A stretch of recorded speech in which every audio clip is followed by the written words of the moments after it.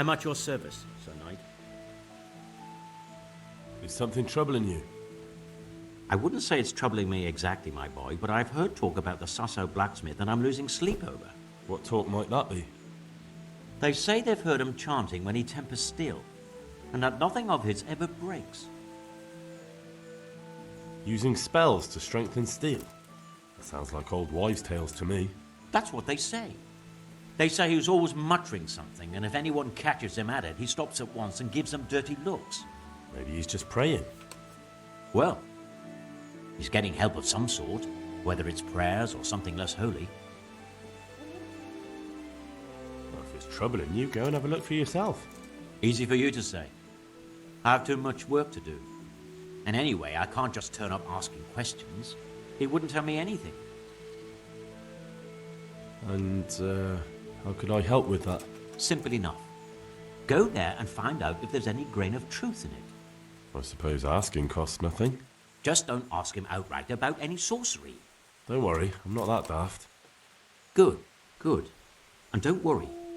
You won't be the poorer for it. Once you find out what's what, I'll find a way to recompense you. All right. I'll go and see if there's anything to the stories. Good. But be subtle about it. Don't go embarrassing yourself. Or me. May the Lord watch.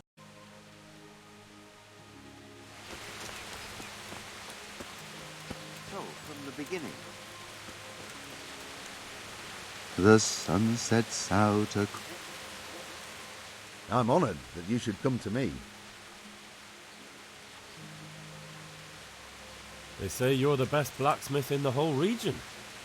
That metal you've tempered never breaks. Ah, nothing but old wives' tales. Of course some of my pieces have broken, but only ever here, at the smithy.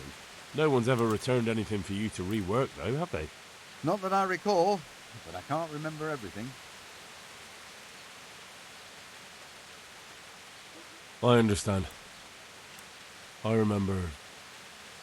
Father always heated up the iron until it was bright red, just starting to turn bright yellow. The furnace hummed gently and glowed, and then the water hissed. There was sweat on our foreheads too. Fine words and no mistake. I do it a little differently.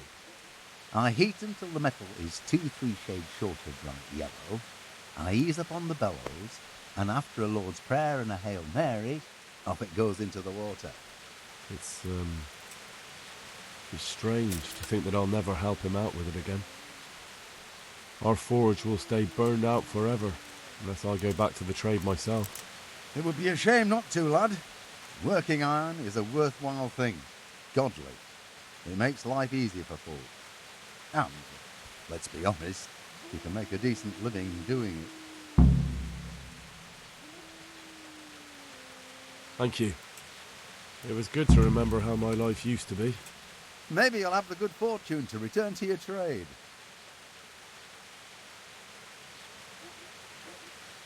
I'd like to ask you about the tempering process. And I'd say I've nothing much to tell you. You just need an eye for it and a furnace. Let's stop talking about tempering.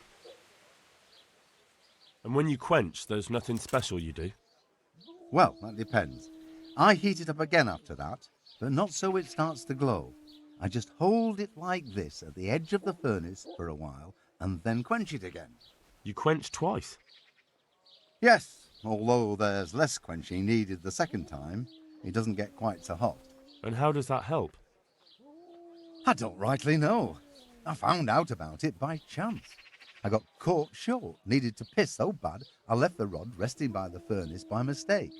That's how I found out if you quench twice, it doesn't break as easily. No idea why, but I've tried it enough times to know it works.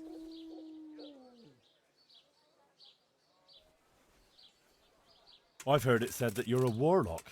What? Why the fuck would they say that? They say when you temper steel, you chant spells, and then nothing of yours ever breaks. Spells? That's a good one.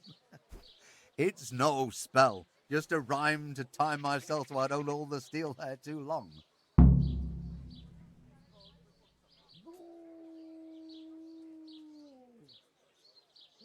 I'd like to ask... And I'd say I've not... Let's stop talking. Farewell.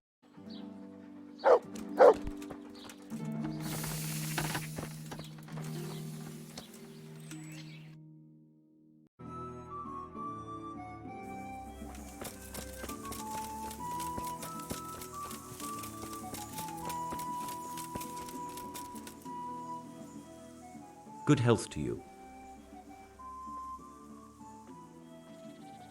Master Blacksmith, I think I know how the tempering gets done in Sasau. And what have you found out? Don't keep me on tenterhooks. Out with it.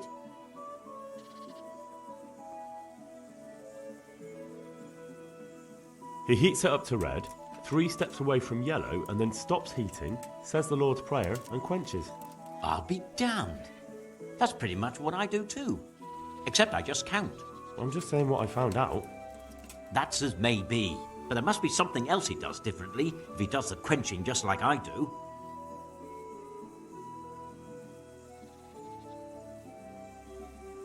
He said he repeats the tempering straight after, but only warming up the iron, so it never even turns red. Tempering twice in a row? Why would he do that?